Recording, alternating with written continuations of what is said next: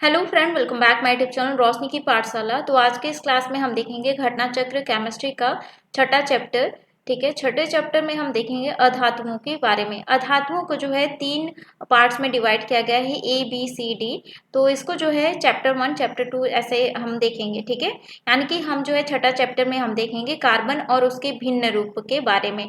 ठीक है, तो कार्बन और भिन्न रूप अधातु में से फर्स्ट पार्ट देखेंगे। ठीक है, कार्बन और उसके भिन्न रूप। कार्बन और उसके भिन्न रूप क्या है, जैसे कि आप हीरा और ग्रेफाइट फॉर एग्जांपल आप ले सकते हैं। हीरा जो है शुद्धतम कार्बन का एक रूप है।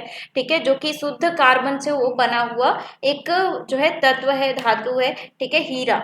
ठीक है, हीरा जो है प्रकृति में जितने भी तत्व पाए जाते हैं उनमें से सबसे कठोर जो तत्व होता है वो हीरा होता है, जो कि कार्बन का शुद्धतम रूप होता है। साथ ही ग्रेफाइट, ग्रेफाइट का भी जो है काफी जो है यानी कि काफी यूजफुल है। उसका जो है पेंसिल बनाया जाता है। आपका जो सिलेटी वाला जो कलर दिखाई देता है वो ग्रेफाइट होता है।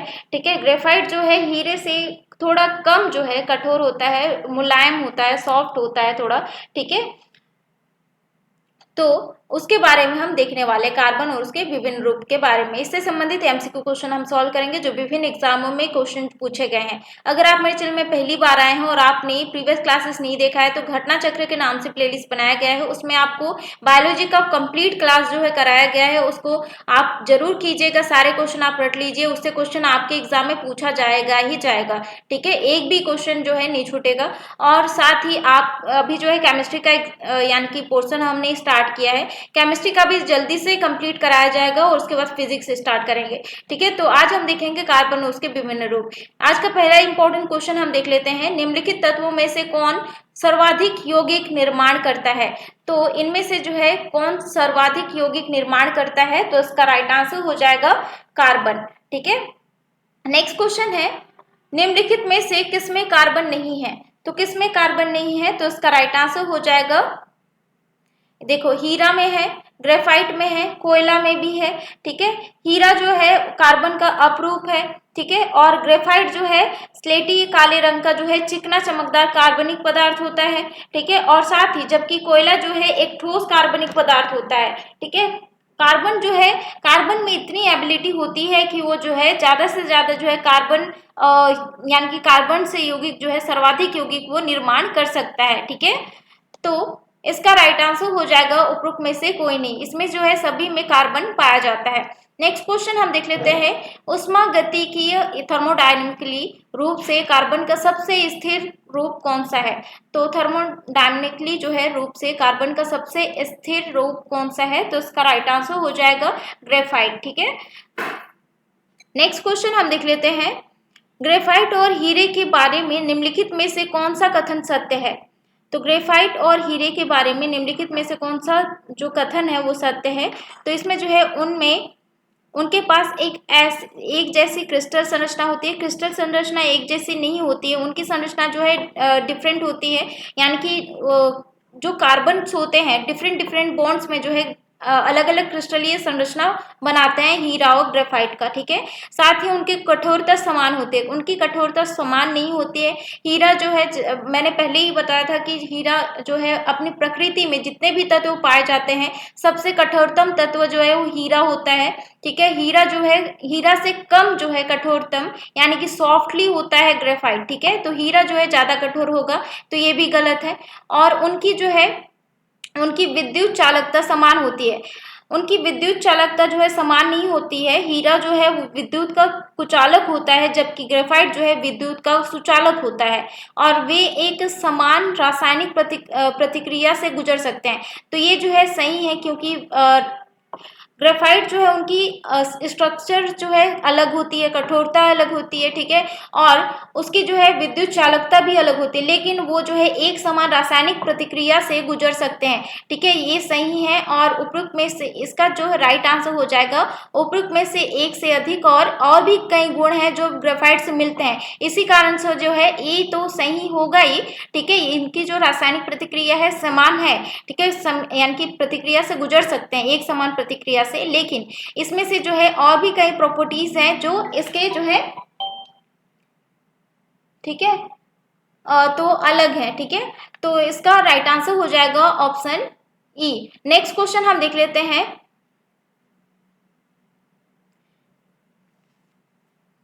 निम्न में से कौन केवल कार्बन से बना हुआ है? तो कौन सा है जो कार्बन से बना हुआ है केवल? एक मिनट।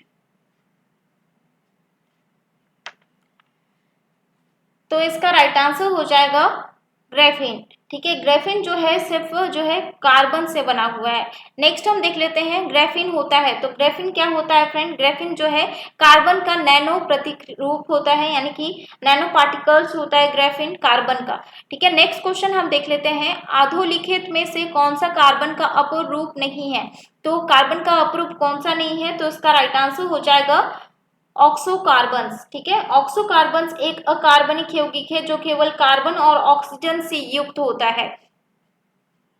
नेक्स्ट क्वेश्चन है, पेंसिल का लेड होता है, पेंसिल का लेड क्या होता है? ग्रेफाइट होता है, ग्रेफाइट से जो है बना होता है। ठीक है, काफी बार एग्जाम में पूछा गया है कि जो पेंसिल में यूज किया जाता है वो कौन सा तत्व है, ऐसे क्वेश्चन कई बार क्वेश्चन पूछा गया है, तो ग्रेफाइट का यूज किया जाता है। ठीक है, नेक्स्ट क्वेश्चन हम देख लेते हैं, लेड पेंसिल में होता है, तो लेड पेंसिल में क्या होता है? तो इसका राइट आंसर हो जाएगा ग्रेफाइट होता है।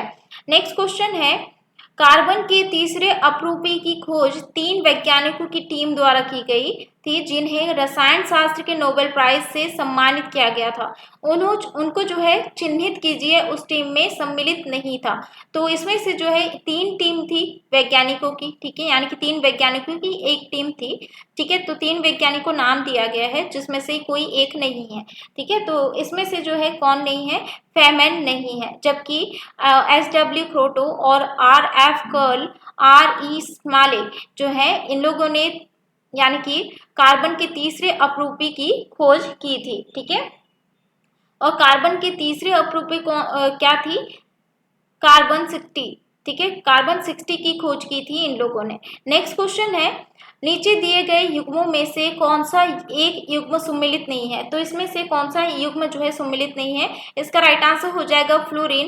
ये फ्लोरीन जो है, फ्लोरीन जो है एक यानी कि कार्बन का यानी कि तीसरा जो रूप है, ठीक है, तीसरा जो प्रकार है अपरूपी, ठीक है, उसका एक प्रकार है जो कि एक सिर्फ कार्बन से बना होता है। ठीक है, 60 कार्बन 60 जो है इसका नाम है फ्लोरीन। ठीक है, फ्लोरीन रखा गया है, न कि ये फ्लोरीन युक्त कार्बन यौगिक है। यानी कि फ्लोरीन मतलब आप जैसे कि, ठीक है, फ्लोरीन जो F परमाणु होता है ना, उसको कहा जा रहा है फ्लोरीन युक्त। फ्लोरीन युक्त नहीं, ये सिर्फ कार्बन से निर्माण हुआ है। ठीक है, तो इसका राइट आंसर हो जाएगा ये सम्मिलित नहीं है। नेक्स्ट क्वेश्चन हम देख लेते हैं, बकमिंस्टर फुलरेन है, तो बकमिंस्टर फुलरेन क्या है? तो इसका राइट आंसर हो जाएगा कार्बन यौगिक एक रूप जिसमें 60 कार्बन परमाणुओं का गुच्छा होता है, जो परस्पर पंच यानी कि पंचभुज या फिर षटभुज से बने यानी कि षटफलीय यानी कि बहुफलकीय संरचना से जुड़े होते हैं। ठीक है, तो इसका राइट आंसर ऑप्शन ए हो जाएगा। ठीक है, ये 60 कार्बन वाला जो है स्ट्रक्चर बनाए हुए होता है। ठीक है, नेक्स्ट क्वेश्चन हम देख लेते हैं, निम्नलिखित युग्मों में से कौन सा सम्मिलित नहीं है?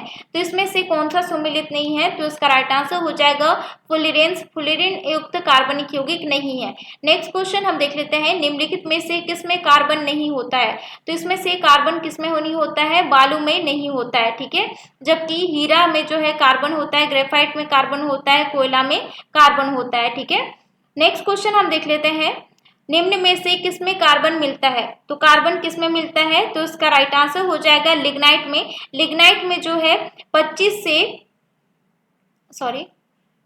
35% जो है कार्बन पाया जाता है लिग्नाइट में।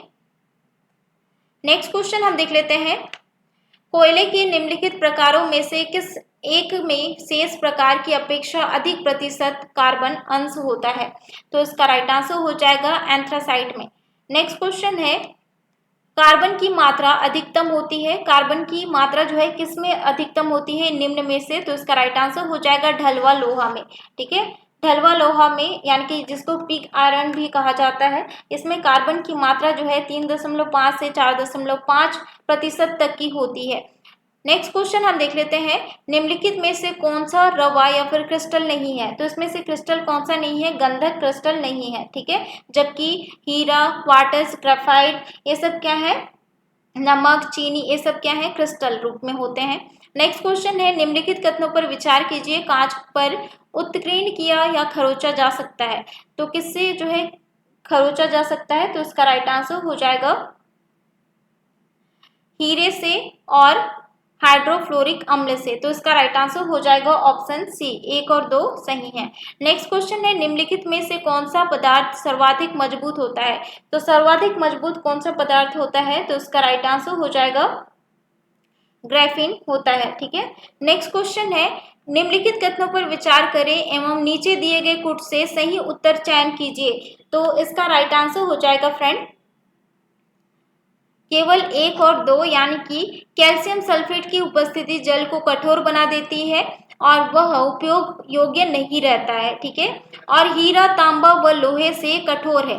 हीरा जो है वो सबसे कठोर होता है तांबा और लोहे से। ठीक है, तो इसका राइट आंसर हो जाएगा केवल 1 और 2। नेक्स्ट क्वेश्चन हम देख लेते हैं, भारी मशीनों के उपयोग के लिए स्नेहक कौन सा है, तो भारी मशीनों के उपयोग के लिए स्नेहक कौन सा है, तो इसका राइट आंसर हो जाएगा ग्रेफाइट। ठीक है, ग्रेफाइट का उपयोग किया जाता है। नेक्स्ट क्वेश्चन हम देख लेते हैं, निम्नलिखित में से कौन सा सूखा बर्फ कहलाता है, सूखा बर्फ कौन सा कहलाता है, तो इसका राइट आंसर हो जाएगा यानी कि ड्राई आइस जिसको कहा जाता है, ठोस कार्बन डाइऑक्साइड को कहा जाता है। ठीक है, नेक्स्ट क्वेश्चन है, रासायनिक रूप से सूखी बर्फ है, तो रासायनिक रूप से जो है सूखी बर्फ कौन सी है, ठोस कार्बन डाइऑक्साइड होती है। नेक्स्ट क्वेश्चन है, रासायनिक रूप से सूखी बर्फ है, तो रासायनिक रूप से सूखी बर्फ कौन सी है, ठोस कार्बन डाइऑक्साइड है, रिपीट हो रहा है। नेक्स्ट क्वेश्चन है, शुष्क बर्फ है, शुष्क बर्फ कौन सी है, तो इसका राइट आंसर हो जाएगा फ्रेंड जमी हुई कार्बन डाइऑक्साइड। ठीक है, कई प्रकार से जो है एक टॉपिक से कई प्रकार से क्वेश्चन पूछे गए हैं, लेकिन पूछे गए हैं सारे क्वेश्चन जो है टॉपिक्स जो है इंपॉर्टेंट है। ठीक है, तो नेक्स्ट क्वेश्चन हम देख लेते हैं, जल गैस है, तो जल गैस कौन सी है, तो इसका राइट आंसर हो जाएगा CO+H2। ठीक है, यानी कि जल गैस और यानी कि वाटर गैस जिसको कहा जाता है, एक जो है सिंथेसिस गैस है, यानी कि इसको बनाया गया है। ठीक है, इसमें जो है कार्बन डाइऑक्साइड और हाइड्रोजन मिश्रित जो है यानी कि तत्व होते हैं और जल गैस इसको जो है कहा जाता है। ठीक है, इसका जो फॉर्मूला होता है यही होता है। ठीक है, इन लोग से मिलकर बना होता है। तो ठीक है, नेक्स्ट हम देख लेते हैं, सोडा वाटर की बोतल खोलने पर निकलने वाली गैस है, तो सोडा वाटर की बोतल जब खोलते हैं उसमें से झाग निकलता है। ठीक है, तो उसमें से जो है गैस भी निकलती है, तो वो गैस कौन सी होती है, तो इसका राइट आंसर हो जाएगा कार्बन डाइऑक्साइड निकलती है। नेक्स्ट ओके, तो ये था आज का इम्पोर्टेंट क्वेश्चन आंसर। ठीक है, तो आशा करती हूँ आपके लिए काफ़ी इन्फॉर्मेटिव रहा होगा और सारे क्वेश्चन जो है इम्पोर्टेंट है इस टॉपिक से। हर एक टॉपिक को जो है टुकड़े टुकड़े में दिया गया है ताकि हर एक टॉपिक से एक एक क्वेश्चन जो है कैसे कैसे क्वेश्चन पूछा जाता है और कई बार क्वेश्चन रिपीट होता है, तो आपके एग्जाम में पूछे जाने की संभावना आती है। देखें तो कार्बन और उसके विभिन्न रूप से हम जो है हम देख लिए क्वेश्चन आंसर। ठीक है, तो नेक्स्ट क्लास में हम देखने वाले हैं चैप्टर 7। ठीक है, जिसमें हम देखेंगे अधातुओं का सेकंड पार्ट। ठीक है, अगर आपने मेरे चैनल को सब्सक्राइब नहीं किया तो सब्सक्राइब जरूर कर लीजिएगा और वीडियो को जरूर लाइक कीजिए और ज़्यादा से ज़्यादा शेयर कीजिएगा और घटना चक्र वाला प्लेलिस्ट जरूर चेक कीजिए, उसमें बायोलॉजी का जो पोर्शन है कंप्लीट कराया गया है, सारे क्वेश्चन आप देख लीजिएगा। हाइड्रोजन और उसके यौगिक के बारे में हम देखने वाले हैं नेक्स्ट क्लास में।